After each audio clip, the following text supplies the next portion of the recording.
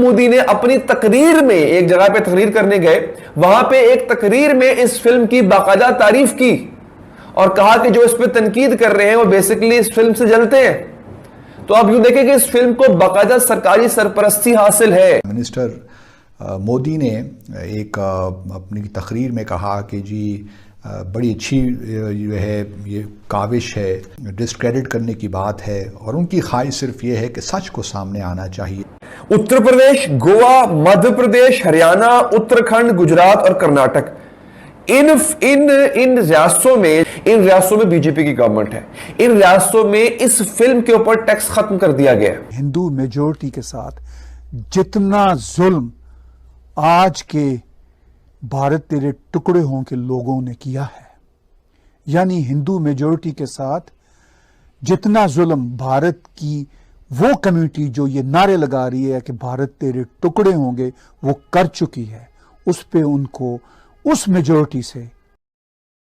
नमस्कार दोस्तों, स्वागत है आपका इंडिया स्पेशल एचडी पर। तो जैसा कि आप लोगों को पता है कि द कश्मीर फाइल्स मूवी आई है, इस पर जो कश्मीरी हिंदुओं के साथ जो अत्याचार हुआ है, उनको जो कश्मीर घाटी से अपने घर छोड़कर भागना पड़ा, घाटी से जो आतंकवादियों के कारण, जो पाकिस्तानी स्पॉन्सर टेररिज्म के कारण उन्हें भागना पड़ा, इस पर जो विवेक अग्निहोत्री ने जो मूवी बनाई, इसमें जो सच्चाई दिखाई गई है, इस पर पाकिस्तानी मीडिया में मातम छाया हुआ है और प्रधानमंत्री मोदी ने भी इस मूवी की तारीफ की है।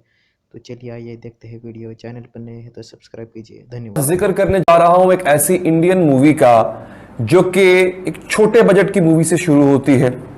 उसका जो दिन का प्रॉफिट है वो 3-3.5 करोड़ होता है, जो कि भारत के लिहाज से बहुत कम है, क्योंकि भारत में जो हिट मूवीज होती हैं उनका प्रॉफिट स्टार्ट होता है 25-30 करोड़ से। लेकिन नाजरीन, इस मूवी ने देखते ही देखते चंद दिनों में अपने प्रॉफिट को डबल नहीं बल्कि 50 गुना ज्यादा बढ़ा लिया। और वजह क्या बनी? वजह यह बनी कि इस मूवी को, इस फिल्म को बाकायदा सरकारी सरपरस्ती हासिल होना शुरू हो गई। और उसकी वजह यह थी, यानी बीजेपी सरकार की इस मूवी में दिलचस्पी लेने की वजह यह थी कि यह मूवी कश्मीर पे बनाई गई थी, लेकिन कश्मीरी मुसलमानों पर नहीं बनाई गई थी। उत्तर प्रदेश, गोवा, मध्य प्रदेश, हरियाणा, उत्तराखंड, गुजरात और कर्नाटक, इन रियासतों में बीजेपी की गवर्नमेंट है। जैसे पंजाब में पीटीआई गवर्नमेंट है, सिंध में पीपल्स पार्टी गवर्नमेंट है। इन रियासतों में बीजेपी की गवर्नमेंट है। इन रियासतों में इस फिल्म के ऊपर टैक्स खत्म कर दिया गया है। ये देख, सपोर्ट है ना। इनमें से कई रियासतें ऐसी हैं जहां पे पुलिस वालों को एक दिन की छुट्टी दी गई है कि वो जाकर ये फिल्म देखें।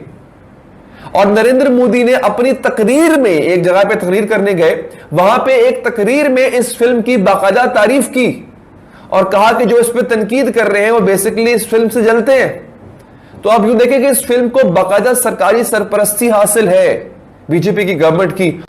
द कश्मीर फाइल्स पिछले हफ्ते एक फिल्म रिलीज़ हुई जिसकी बड़ी धूम है।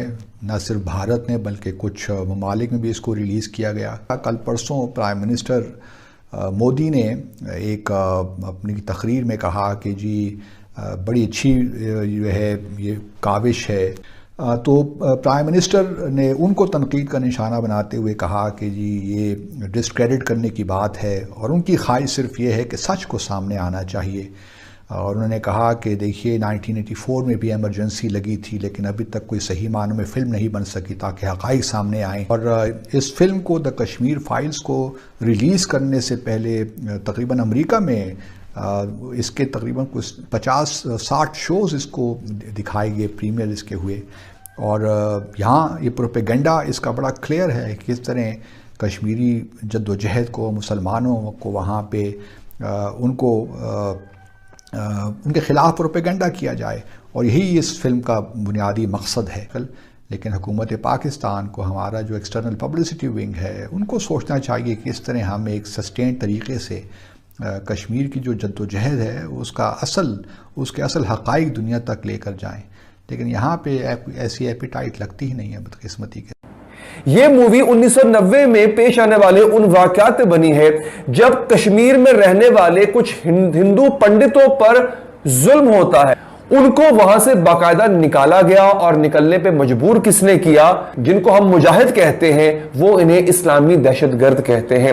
उन दहशतगर्दों या हमारे नजदीक मुजाहिदों की वजह से वो हिंदू पंडित जो है वहां से जम्मू के इलाके से निकल के इंडिया के दीगर जो इलाके हैं वहां पर बिखर जाने पर मजबूर हो गए थे। तो ये फिल्म इस पर बेस है। लेकिन इस मूवी में यह दिखाया गया कि मुजाहिदीन ने खास तौर पे टारगेट किया था कश्मीर के हिंदू पंडितों को, और वहां से फिर वो निकलने पे मजबूर हुए क्योंकि उनको मारा गया था बहुत ज्यादा। तानी उस फिल्म के अंदर, क्योंकि मैंने अभी तक देखी नहीं है, पाकिस्तान में तो रिलीज भी नहीं हो सकती डेफिनेटली, उस फिल्म के अंदर पता नहीं हकायक को क्या तोड़ मरोड़ के पेश किया गया, मेरी समझ से बाहर है। कैसे क्या किया होगा इन लोगों ने?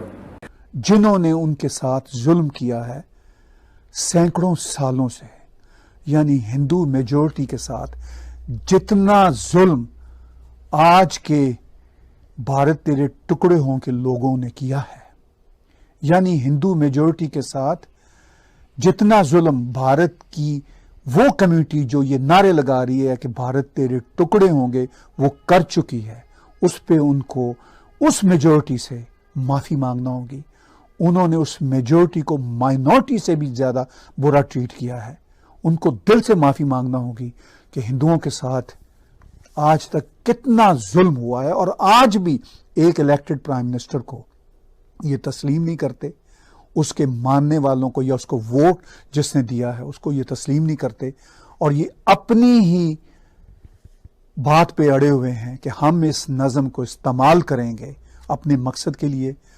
मगर द कश्मीर फाइल्स में इस नज़म को बहुत अच्छे तरीके से एक्सपोज किया गया। इस किस्म की बातें हो रही हैं, और अब थोड़ा सा इसराइल से भी भारत ने बहुत कुछ सीखा है। 2015 से ये ऐलान हुआ है कि तकरीबन 6000 यूनिट्स बनाए जाएंगे जो कश्मीरी पंडित वापस जाएंगे कश्मीर वैली पे।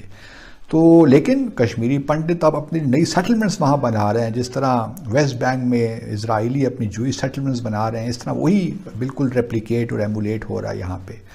तो कश्मीरी अभी तक तो खैर 6000 यूनिट नहीं बने, शायद 1100 यूनिट अभी तक बने हैं, लेकिन इरादे वही हैं कि कश्मीरी और कश्मीरी पंडितों की भी गार में जो इंडियंस हैं उनको लाया जाए यहाँ पे कश्मीर में, ख़ास तौर पे कश्मीर वैली में।